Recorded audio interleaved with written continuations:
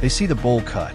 They see the oversized, outrageously wide J&CO jeans that sweep the dusty concrete, the garish pink and purple windbreaker, the cheap red sunglasses that hide his eyes, and the custom-built Razor scooter that he rides like a chariot into the apocalypse. They see the meme. They see the internet troll, the living cartoon character, the man who crashes and burns for a laugh, the artist who repeatedly fakes his own retirement just to rise from the ashes with a louder, more chaotic punchline. They see Oliver Tree, the digital era's ultimate court jester, screaming into the void while the void hits like and subscribe. But they do not see the man behind the armor. They do not know the profound, echoing quiet that exists when the camera finally stops rolling, when the crowd of millions is reduced to an audience of one, and when the absurd costume is finally stripped away to reveal a heart that beats with a terrifying, agonizing vulnerability. This is the story they don't tell. This is not the lore of Turbo, or the saga of the cowboy, or the isolation of Cornelius. This is the legacy of the man underneath it all. This is our love story. You don't fall in love with a viral sensation. You fall in love with the terrifyingly brilliant, endlessly restless mind that orchestrated it. I remember the exact moment the illusion shattered and the reality of him took hold. It was backstage in a dimly lit, claustrophobic green room that smelled faintly of cheap beer, hairspray, and exhausted adrenaline. Outside that door, thousands of people were chanting his name, a deafening roar that vibrated through the concrete walls. He walked in, chest heaving, the ridiculous pink jacket stained with sweat and the dirt from his latest stage catastrophe. He didn't say a word at first. He just sat on the edge of a broken leather sofa, reached up with trembling hands, and pulled off those red-rimmed glasses. And there they were. His eyes. They weren't the eyes of a cartoon. They were ancient, heavy with an almost tragic understanding of the absurdity of his own existence. He looked at me, not as a character seeking applause, but as a man desperately seeking an anchor in a world he was actively spinning out of control. In that single, suspended heartbeat, the noise of the world faded into a dull hum. I didn't see the caricature. I saw the artist. I saw a soul so entirely consumed by its own creative fire that it had to build a clown suit just to survive the burns.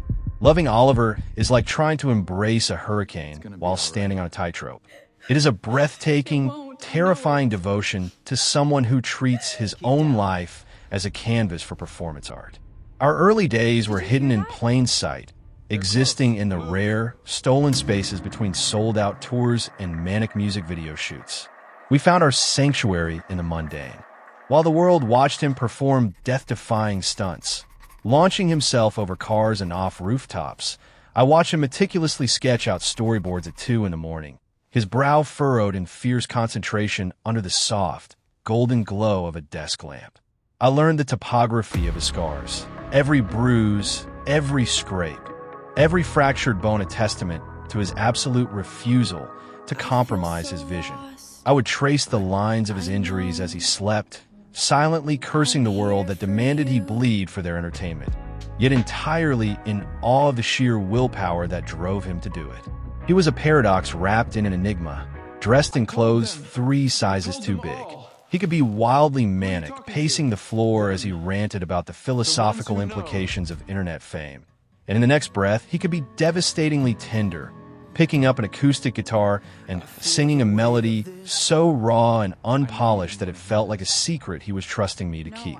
The era of ugly is beautiful was a chaotic storm that tested the very foundations of our reality. The world embraced him as an anthem for the weirdos, the outcasts, the people who didn't fit into the meticulously curated perfection of modern society. He weaponized the world's judgment, turning his insecurities into an impenetrable armor. But wearing that armor every single day is an exhausting endeavor. I watched the weight of Turbo begin to crush the man who invented him. The constant demands of the record label, the insatiable hunger of the algorithmic beast, the relentless pressure to be louder, stranger, and more outrageous. It took its toll. There were nights when he would collapse onto the floor of our apartment, completely drained, staring at the ceiling as if trying to find a crack in the sky to escape through. It was in those moments of absolute depletion that our love truly solidified. I became his quiet place. I didn't need him to be funny. I didn't need him to perform. I just needed him to breathe. I learned how to ground him when the altitude of his rising fame threatened to suffocate him. We would drive for hours out into the desert, leaving the glaring lights of Los Angeles far behind us. Out there, surrounded by the vast, silent expanse of sand and stars, he wasn't the internet's favorite alien boy. He was just Oliver. We would talk about the future, about a life where the costumes were packed away in the attic, where we could just exist as two people walking through a quiet life without an audience demanding a punchline. But the art always pulled him back. The art was a beast that needed feeding, and Oliver was both its master and its sacrifice. When the time came to shed the skin of his first era, the transition was painful, a violent tearing away of the identity that had defined him to millions. The Cowboy Tears chapter began, and with it, a new kind of vulnerability. The oversized JNCOs were traded for fringe jackets. The manic energy was replaced by a melancholic, twangy introspection. People thought it was just another joke, another elaborate layer of irony. But I knew the truth. I knew that the cowboy persona wasn't a mockery. It was a desperate, sincere attempt to process heartbreak, isolation, and the terrifying realization that success doesn't cure the ache inside your chest. I watched him pour his genuine sorrow into those country-infused alternative tracks. We spent months in a remote studio, surrounded by acoustic guitars and the smell of stale coffee. He would sing about letting people down, about the bitter taste of a cash machine that spits out money but steals your soul, about the fear of being left behind. Those weren't character lines, they were confessions. And every time he stepped up to the microphone to record those vocals, I was standing in the shadows of the control room, holding my breath, sending him every ounce of love I possessed, trying to act as a shield against his own self-doubt. Our love during this time was a quiet, steady rhythm beneath the chaotic melody of his public life. It was the constant assurance that even when he felt like a lone rider wandering through a desolate landscape, I was always riding right beside him. Yet, the nature of his existence meant that stability was always a temporary illusion. Fame is a vacuum that attempts to suck the authenticity out of everything it touches. The more people loved him, the more isolated he felt. The irony of standing in front of 50,000 screaming fans and feeling entirely alone is a heavy burden to bear. The alone in a crowd era was born from this specific hollow agony. It was a darker time, a period of intense reflection where the boundaries between Oliver the man and Oliver the performer became dangerously blurred. He was navigating a labyrinth of his own making, haunted by the very success he had engineered. There were days when the silence between us was heavy with the things we were too afraid to say out loud. The fear that the machine would swallow him whole. The fear that the joke had gone too far. The fear that the real Oliver was getting lost in a hall of mirrors. I had to fight fiercely for him during those months. The sight of him flying over the handlebars of an oversized scooter, the sickening thud of his body hitting the asphalt, the frantic rush to the emergency room, the long nights spent changing bandages and administering painkillers. I hated those moments with every fiber of my being. I hated the cheers of the crowd that fueled his self-destruction. But even worse were the emotional crashes.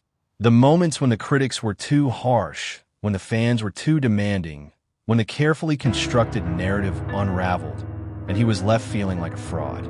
In those times, he would retreat into himself, pulling the metaphorical bowl cut down over his eyes to shut out the world. My job was to patiently, gently coax him back out into the light, to remind him that his worth was not tied to his virality, to tell him that the art he created mattered, not because it was a meme, but because it made people feel something, because it gave a voice to the strange and the broken. I loved him not in spite of his flaws, but because of them. I loved his manic obsession, his ridiculous stubbornness, his refusal to be anything other than unapologetically, bizarrely himself. People often ask what it's like to live in the shadow of a walking cartoon. They assume it must be exhausting to compete with a persona so loud it drowns out reality. But they misunderstand the dynamic entirely. I was never in his shadow. I was the foundation he stood upon. Without the quiet reality of our love, the loud fiction of his public life would have consumed him years ago. Our relationship was the secret engine driving the entire machine. Every lyric about longing, every melody infused with melancholy, every outrageous stunt performed with a defiant grin. It was all inextricably linked to the emotional landscape we shared. He wrote songs about being an alien, but I was his home planet. He wrote about the pain of missing someone, and I was the one waiting for him at the end of the tour. The world consumed his art, but I consumed his reality. I knew the specific way his laugh sounded when it wasn't for a camera. I knew the way his hands moved when he was trying to explain a complex musical theory. I knew the smell of his skin mixed with the lingering scent of stage smoke. These were the intimate, microscopic details of a man that no Wikipedia page or YouTube documentary could ever capture. As I look back on the sprawling, chaotic, beautiful tapestry of our life together, I realize that the true legacy of Oliver Tree is not the bowl cut or the JNCOs or the Razor scooter. It is not the viral videos, the platinum records, or the elaborate internet hoaxes. Those are just the artifacts he leaves behind, the brightly colored breadcrumbs he dropped to keep the world entertained. His true legacy is his heart. It is the capacity of a man to feel so deeply, to hurt so profoundly, and to love so fiercely that he had to invent an entirely new universe just to contain it all. He taught a generation of kids that it's okay to be strange, that ugly can be beautiful, and that sometimes the only way to survive the crushing weight of reality is to laugh at the absurdity of it all.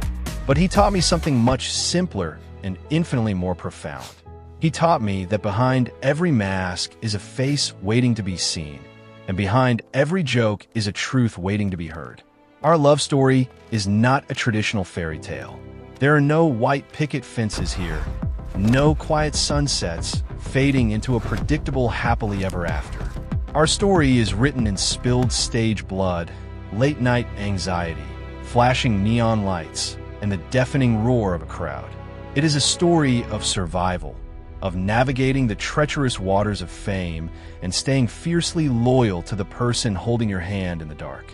It is about waking up every day and choosing the man over the myth, the whisper over the scream, the reality over the meme. Oliver Tree might belong to the internet. He might belong to the millions of fans who stream his music and copy his ridiculous style, but the soul underneath the pink windbreaker, the fragile, brilliant, beautiful soul that orchestrates the madness, belongs to us. It belongs to the quiet moments in the desert, to the whispered conversations in dimly lit rooms, to the steady, unyielding heartbeat that persists beneath the noise. They will write articles about him when he is gone. They will analyze his impact on internet culture, dissect his marketing strategies, and debate his place in the pantheon of alternative music. They will show clips of him crashing his scooter, of his ridiculous press conferences, of his giant, cartoonish outfits. They will summarize his life in sound bites and algorithms. But I will know the truth. I will hold the memories of the real Oliver like precious gems, safe from the glaring light of public consumption.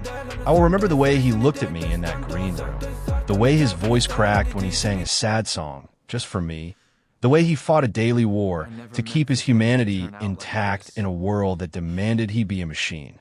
The legacy of Oliver Tree is not a punchline. It is a love letter, written in a language only we truly understand, echoing out into the vast, chaotic universe, demanding to be heard above the noise. It is a testament to the fact that even in the most absurd of circumstances, true love remains the most radical, undeniable reality of all.